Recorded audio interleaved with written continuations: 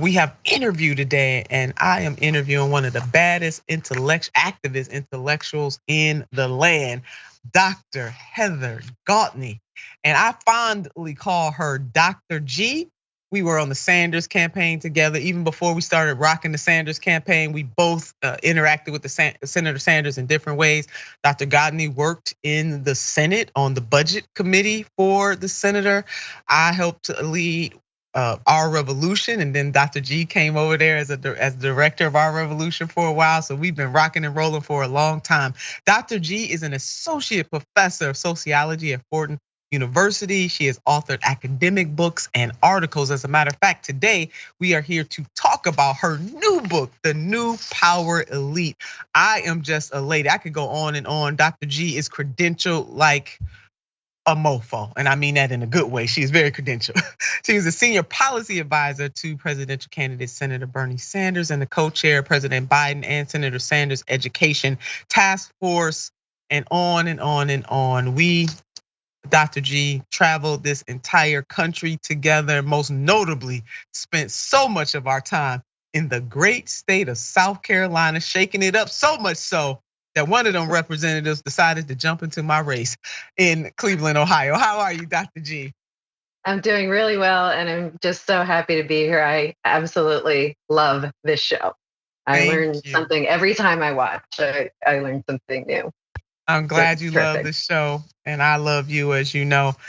So a lot of things about your book really, are very intriguing to me. There's one point, you made several points, but one point about like the helplessness and the hopelessness that people are feeling in this country.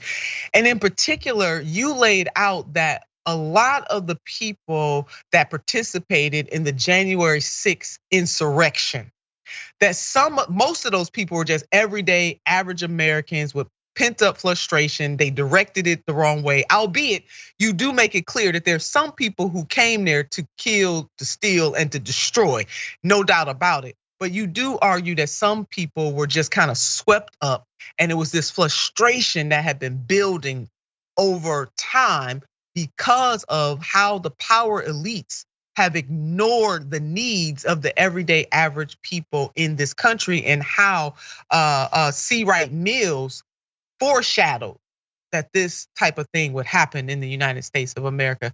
So Doc, can you go into that a little bit? And for some people who kind of say, no, all of those people on January 6th were white supremacists. All of them came there to make not just mischief, but to destroy. Just talk about that a little bit. Yeah, I mean, the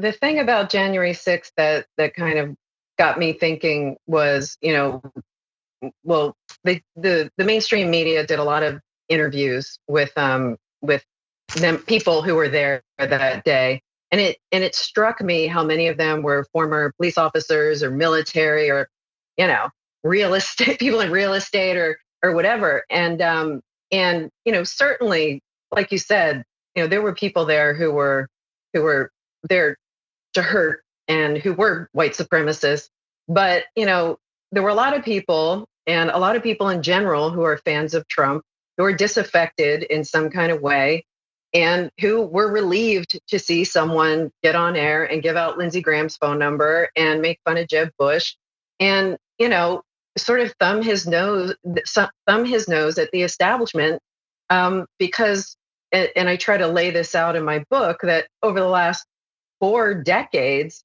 the elites, political elites, corporate elites, media elites, have not served the material needs of everyday people.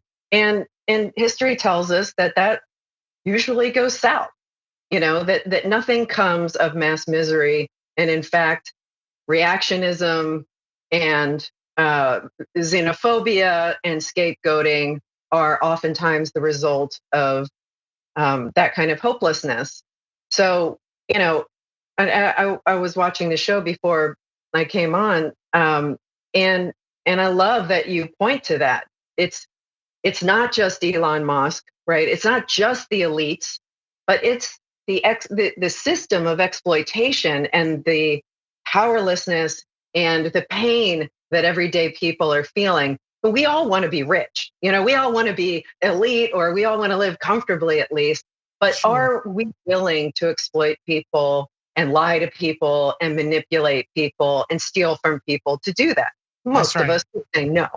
You Yeah, know, most of us would say no. Absolutely. I mean, you're right. I mean, everybody has a desire to live a good life. There's nothing wrong with that desire. But if the vehicle by which you get to that desired space causes harm to others, causes harm to the environment, causes harm to the ecosystem, causes harm to people both domestic or international, then there's something wrong with the way by which you are trying to get that wealth. And you point out, and I love how you say nothing comes of mass misery. In other words, nothing good comes of mass misery. But even in your book, and I'm just an excerpt here, people living in democratic societies have a strong sense nowadays that the world they live in is not of their own making and that someone else is pulling the strings. Many have lost faith in the basic institutions like the legal system, the news media, and distrust their political leaders.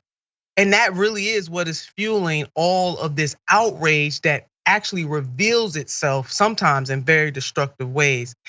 So you, Dr. G, have put a 21st century spin on what C. Wright Mills brought to the fore.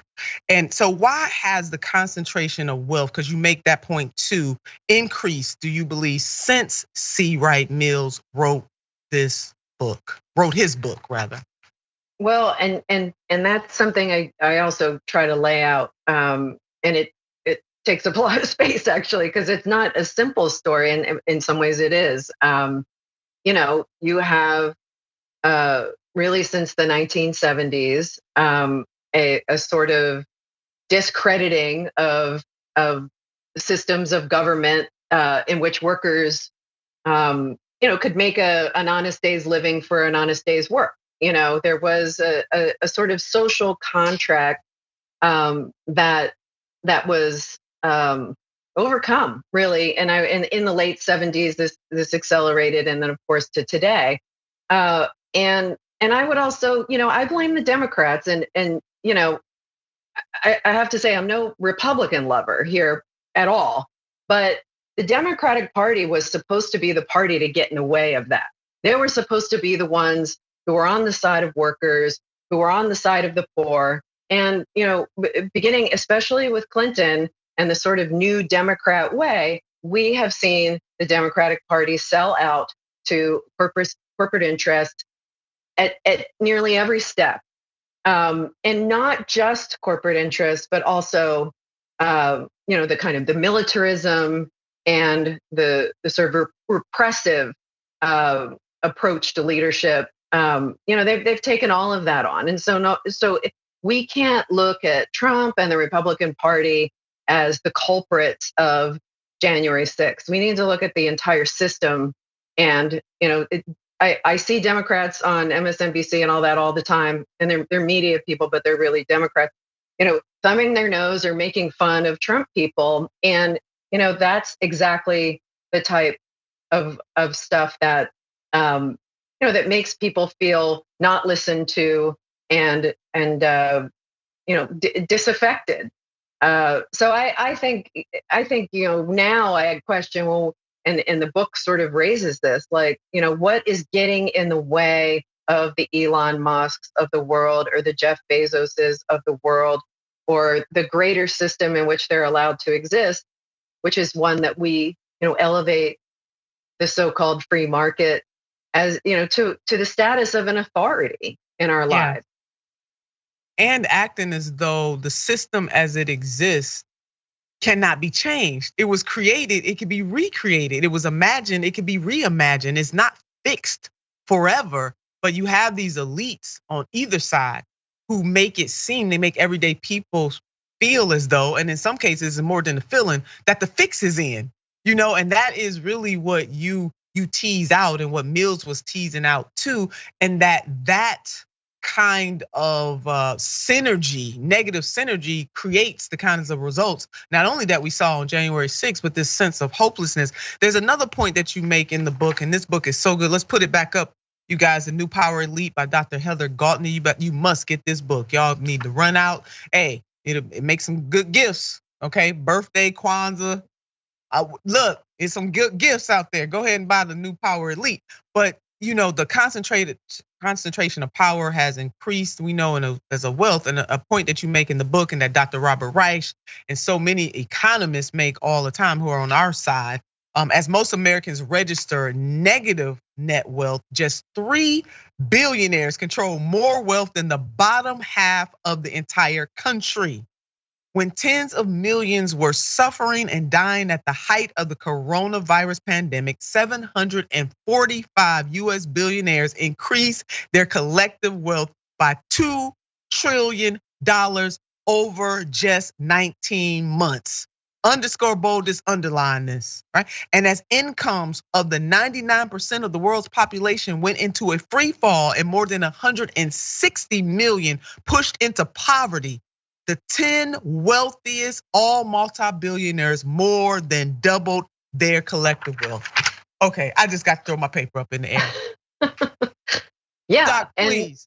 Help us to.